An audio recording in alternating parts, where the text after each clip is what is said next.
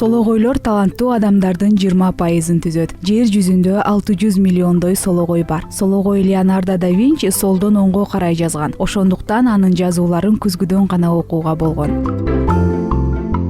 АКШнын биринчи президенти Джеймс Гарфилд бир эле учурда сол колу менен латынча, ал эми оң колу менен грекче жаза алган.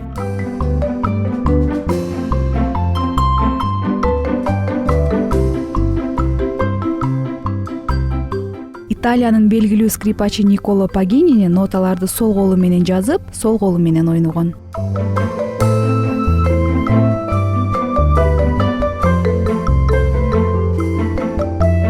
Александр Македонский 16 жашында эле бүтүндөй Македонияны башкарган. Ал дагы сологой болгон.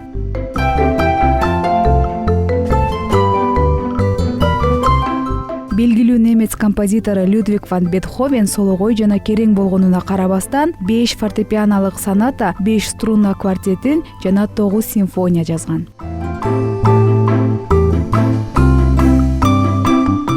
Биринчи селфи сүрөт 1939 жылы фотосүрөтчү Роберт Корнелиус тарабынан автопортрет катары тартылган.